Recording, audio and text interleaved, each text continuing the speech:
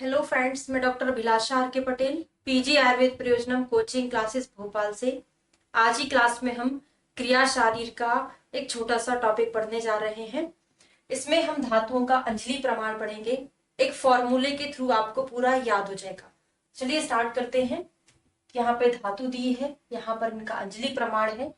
तो आपको 7 धातुओं का एक 7 नंबर का एक नंबर याद करना पड़ेगा। एक जैसे मोबाइल नंबर हम याद करते हैं वैसे ही क्या है 980201.5 980201.5। काउंट करने में 7 तक होना चाहिए क्योंकि हमको पूरी 7 धातुओं का प्रमाण याद करना है। अब यहाँ पर लिखेंगे रस, रक्त, मांस। 0 मतलब होता है इसका कोई प्रमाण नहीं बताया है। मेद, अस्थि का भी कोई प्रमाण नहीं होता है। 1 में क्या है मज्जा और लास्ट में क्या है शुक्र है। अब यहाँ पर जो लिखा हुआ है शुक्र, शुक्र के साथ आपको 2 चीजें और ऐड कर लेना है। क्या क्या? शुक्र है, अपर ओज और मस्तिष्क। इनका प्रमाण कितना होता है? अर्धांजलि होता है। जो मेद लिखा है उसके साथ आपको स्तन्य और कर लेना है। तो याद कैसे रहेगा? स्तन्य का प्रमाण बताया है तो आप स्तन्य को स्तन से कोरिलेट करके याद कर सकते हो। स्तन संख्या में 2 है तो उसका प्रमाण भी कितना है? 2। लेकिन यहाँ पर स्तन्य है, मिल्क है। ठीक है, 980201.5 एक फॉर्मूला कंप्लीट हुआ। अब हमको 3 मल का प्रमाण याद करना है। मूत्र, पुरीश, स्वेद। आपको पता है जब भी हम मल को काउंट करते हैं इसी क्रम में करते हैं, मूत्र, पुरीश और स्वेद। अब आपको ऐड करते जाना है। 4 में हमने 3 ऐड किया तो 7 हो गया। 7 में 3 ऐड किया तो कितना हो जाएगा? 10 हो जाएगा। तो 4 7 10, 3 मल 7 धातु का हम याद कर चुके हैं। अब हमको 3 दोष का और याद करना है। वात, पित्त और कफ। 3 दोष का कैसे याद करेंगे?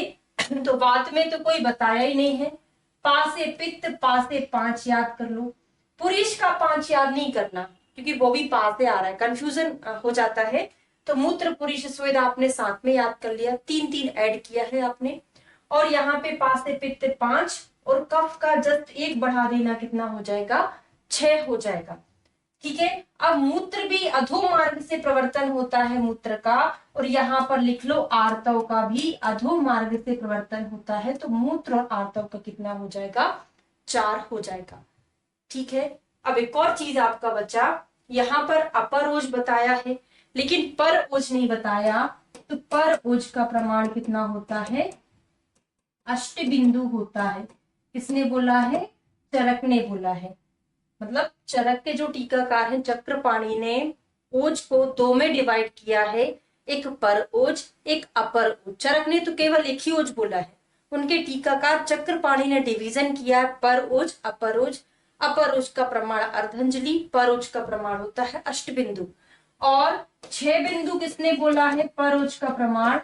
तो अष्टांग हृदय के टीकाकार अरुण दत्त। तो क्वेश्चन का आंसर ऐसा भी लगता है कि अष्टांग हृदय अरुण दत्त दोनों ने परोज का प्रमाण कितना बोला है? 6 बिंदु बोला है।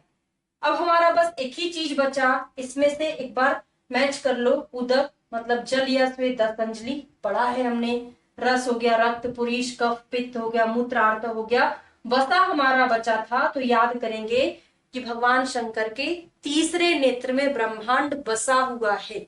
तो तीसरे नेत्र से आपको 3 हो जाएगा, वसा से आपको हो जाएगा वसा। बाकी ये सारी चीजें हमने कंप्लीट कर लिया है। तो एक फॉर्मूले में आपको सारे अंजलि प्रमाण याद हो रहे हैं।